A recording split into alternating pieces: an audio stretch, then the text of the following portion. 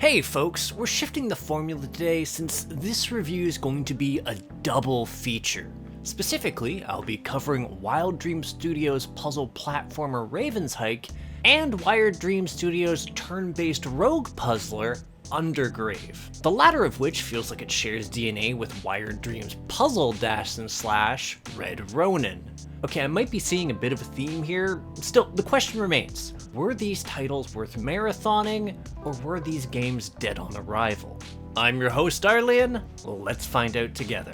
Now, given that we're dealing with two different games in this episode, you'd think I'd actually struggle with how to arrange all this, especially since I do like to go over how a game tackles its narrative.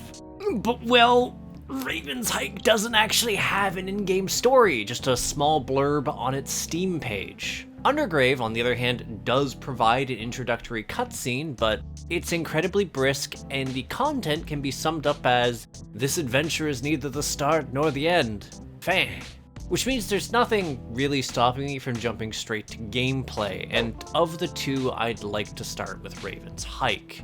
Now, this title is a puzzle platformer of sorts, which challenges you to complete a fairly comprehensive series of bite-sized stages by collecting the gems necessary to open the exit door. Only, there's a quirky stipulation. Your only means of moving around the stage is to fling yourself forward vis-a-vis your grappling hook in one of the four cardinal directions.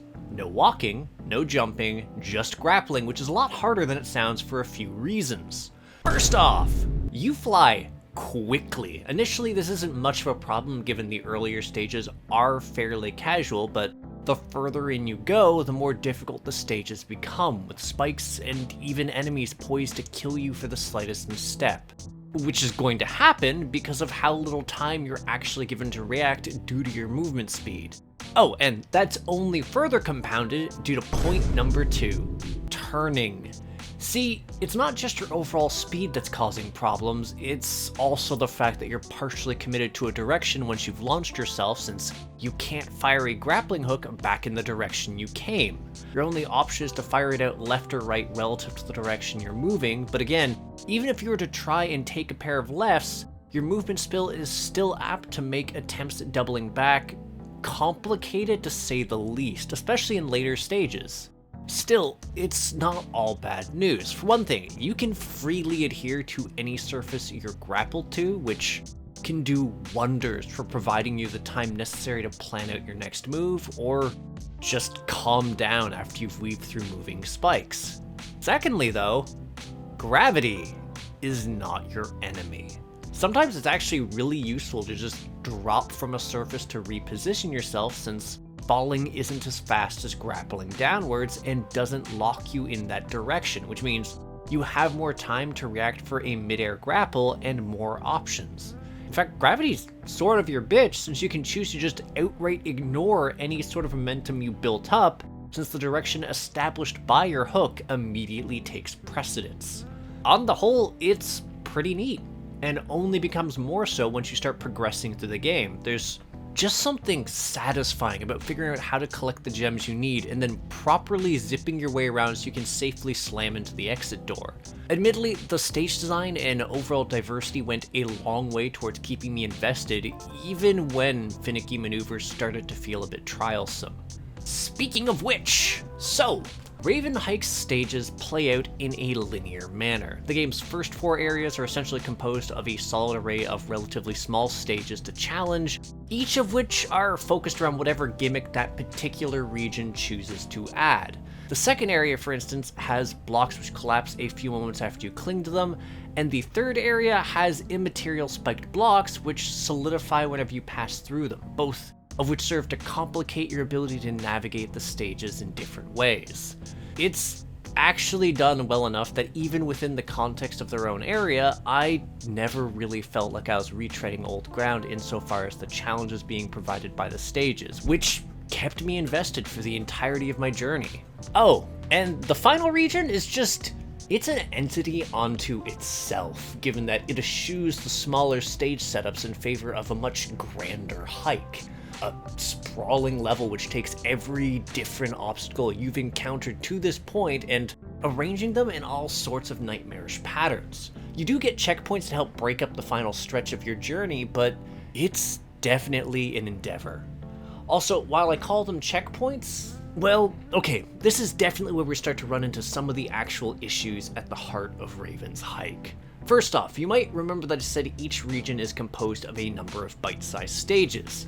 Normally, this sort of content sounds like the perfect sort of pick up and play concept, where you can poke at a few stages and then leave. That's not actually the case here. Unless you clear the entirety of a given region in one sitting, you don't clear it, which bites a bit. What's more, you don't actually have the ability to replay a given stage if you wanted to try your hand at it. Or, for example, if you'd been hunting one of the optional feather collectibles and zipped yourself into the door, which, alright, let's tackle this, shall we? In each of the game's first 4 regions, there'll be a trio of levels that have feathers hidden in them. These feathers only appear once you've collected every gem in a stage, which can require backtracking or even a bit of planning for stages which have particular obstacles. There's no real reward for doing it, but they're a neat bit of side content to pursue.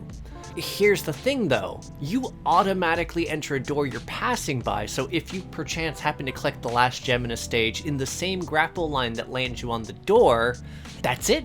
You literally have no way to collect that feather anymore, other than to redo the entirety of the region until that point again, just to challenge that stage. Like, it does at least keep track of which feathers you've already collected, but a stage select for things you've already completed and saving between stages would be, it'd be nice.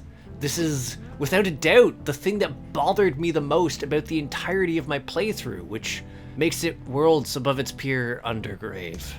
Yeah, there's a reason I rolled these 2 reviews together, and yeah, it is time to get into it.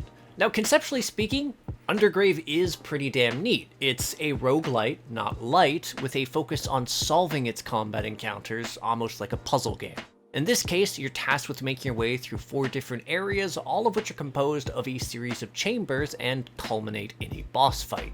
Process which is made especially notable since you're provided a fixed set of tools to tackle the whole ordeal with. Really, if I had to compare this to anything, Into the Breach is what comes to mind, albeit a much more stripped down version. Let me explain here. As far as the dungeon delving goes, our protagonist has a few things he can do, notably moving, jumping, dashing, and throwing his sword. I mean, you can technically attack an enemy that's beside you, but unless that enemy's stunned, you've probably screwed up badly, given that you have 8 health and you trade hits. Here's the thing though, screwing up is a lot more likely than you may think, because while your arsenal is simple, smoothly executing your moves is something else entirely, especially given the stamina system. Let's take your dash here. In and of itself, it's a decent mobility tool since it lets you reposition several tiles away to get some space, and you'll hit everything in your path as long as you're armed. This also happens to cost 3 stamina out of your initial 8, and you only regain stamina when you move normally. Also, while it's a decent repositioning tool, it only lets you move in cardinal directions, which is where the jump comes into play. A nice wide range of motion, it murders what you land on, stuns and pushes away adjacent enemies to your landing zone. It's a thing of beauty. It also costs 4 AP, so it's entirely possible to get yourself wedged in the middle of a group of enemies and soundly beaten to death if you haven't plotted out an exit path. Here's the thing though. See, throwing your sword at an enemy isn't just a reckless plot to kill an enemy at a distance for a confirmed kill. It also changes up the cost of your abilities. As soon as you're not holding the sword, the cost of everything you do is reduced by 2, making your dash almost a free action, and even your jump fairly accessible at a cost of 2. What's more, you're not even harmless in this state. Dash at an enemy in such a way as you cross over the tile your sword's in, you count as armed and your target is probably dead. Jump at an enemy and knock them into your sword? Dead. Are they occupying the same tile as your sword when you land on them? Dead. And the enemies adjacent are once again stunned.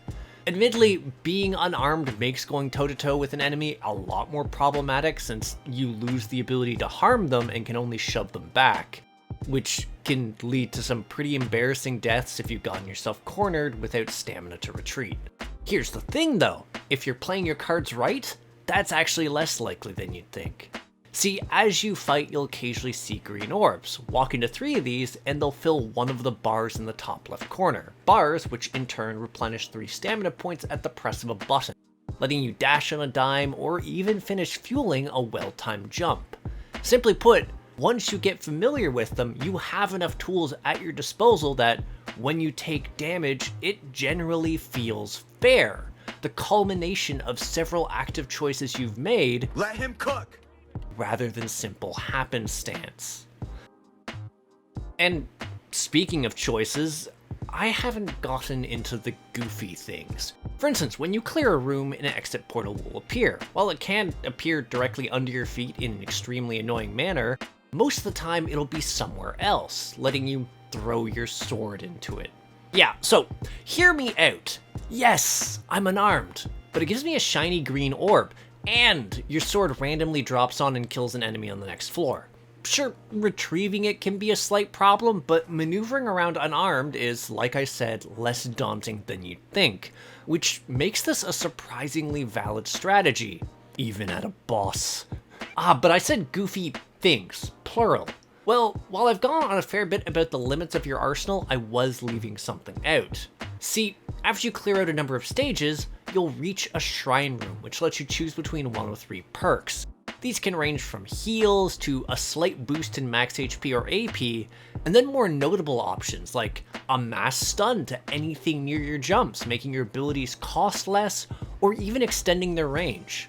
Essentially, it gives you more options in how to tackle the levels, and heck, you can even unlock more perk types as you progress further in the game. Though, the hows of this are something else entirely. I think they're tied to doing certain actions through enough time. I think that they're tied to doing certain actions enough times or progressing past certain bosses, but there's no bestiary or system for tracking perks you've unlocked or can unlock. Oh, and before you get clever, while you can challenge a stage you've already visited in a run, no, you can't collect more perks that way. What you can do is get 3 points of healing from killing the boss like the first time you would have. So if you're confident you can get through an entire region flawlessly, that's one way to heal, I guess. Just don't count on it being easier since... Okay, while you progress through the later areas, you'll slowly begin to encounter new and different enemies, right? Here's the thing though. Those enemies will begin to populate areas you've already cleared. And the really insulting thing, if you don't close out of the game, these enemies will continue to populate those earlier areas, making your life a bit more complicated. Is it doable? Yes. Is it annoying? God, yes. But given the intro to this half, I'm sure a bunch of you are waiting for the shoe to drop, to hear what broke the camel's back for this experience. And the simple answer is, despite how interesting this game is, Undergrave, at the current juncture, is broken. Once you reach the 3rd boss, it cannot be killed, deadlocking the experience entirely. You can try to damage it as much as you'd like, but even if you manage to smack it in such a manner that it registers a hit, its health does not go down. You're just stuck.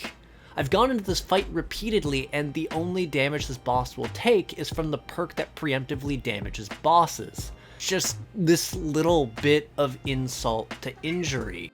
This is the quintessential game-breaking flaw. I'm wondering if it's some sort of damage registry thing, because before in a recent patch you could apparently just beat the spiders to death, so maybe they disabled a certain type of damage and it carried over to everything else. But yeah, another flaw here. You can't quit if you're in the midst of a dungeon dive. So if you're hoping to step away from the game to clear your head and hope that the invincible boss thing was just a lark, you have to restart your entire run from scratch. It won't even just punch you back to the hub area with whatever progress you made prior to that section of the game. You're starting from scratch. It's just exasperating. And while I'm sure the lack of meta progress to make runs easier is something purists in the audience are celebrating, it does make going back to the segment to see if it was just a one-off very frustrating. Especially when it turned out it wasn't.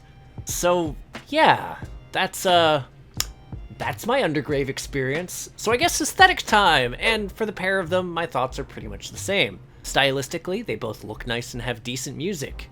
Really, the only thing I can say about Undergrave is there's a really weird visual glitch with the spider boss. Go figure, it's the spider boss, where attempts at hitting the boss will distort the sprite until it's a spindly screen-sized nightmare rotating around you. But generally, it's fine. Which means it's time to wrap things up. At this point, I imagine some of you likely have an idea of why I decided to make the video this way, but I figure I may as well be a bit clearer on the matter. See, trying to review a game, which I was enjoying, only for it to utterly break, that felt bad. That felt so incredibly bad, and just having a review abruptly end on that note felt gross.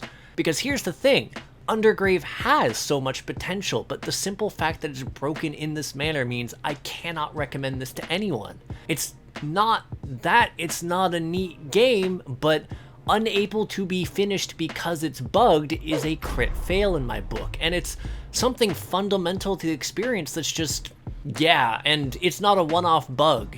It's one I ran into each of the 3 times I reached the 3rd boss. There's really not much more I need to say on that. If any of you are wondering, I did reach out to the developer to let them know about the bug in case it might get patched at some point. And they did see my remark, and I did direct them to the Steam forum, but I have not actually heard anything from them. And as of currently, the last time that I heard anything from them about this would have been back at January 2nd. So full on a month ago. So yeah, no, I have given my due diligence, my time for at least a reply. Yeah, no, maybe it'll get fixed. If that happens, I do think Undergrave would be worth checking out at that juncture. There's interesting ideas at play here, and if you're looking for something that really dives into that pure roguelike experience, this will probably itch that scratch, rough edges and all. That said, if you're looking for a Wired Dream Studio game to play, what I can point you towards is Raven's Hike. While it has its own distinct rough edges, I ultimately don't find them that difficult to navigate around. In fact, I can safely say that I had a lot of fun with the experience, and my frustration only really came about due to my insistence on trying to engage with the bonus feather content due to how backtracking worked. Beyond that, I think it's quite good as far as puzzle platformers go, to the point that he even recommended as a hit. To be quite fair, I really do think Wired Dream Studio has a decent body of works at this point. They provide a nice, short, but ultimately fun puzzle platformer you can work your way through over the course of a day, to the point that I will probably poke at their upcoming title, Frog, once it's released, which at a glance feels like you've mashed up Dandara with Undergrave. But yeah, I think as far as carving out a niche as far as interesting hybrid puzzle games, they're definitely onto something here. Anywho, thanks for tuning in. If you have something to say, leave a comment, and if you enjoy my efforts to create new indie reviews and interviews, hit subscribe and the bell. For a link to my Discord, the Crit Hit Cauldron, check the description. There's also a link to my Patreon if you want to see my reviews early, support the channel, or hear your name read out, like Green Witch Babby, Andy Noted, and Shrimp Mania. You folks are amazing and help to feed my cats. Also, check the link for my merch house for neat swag like Crit Hit coffee mugs. That said, I'll catch you on the next episode of Crit Hit. Take care till then, folks.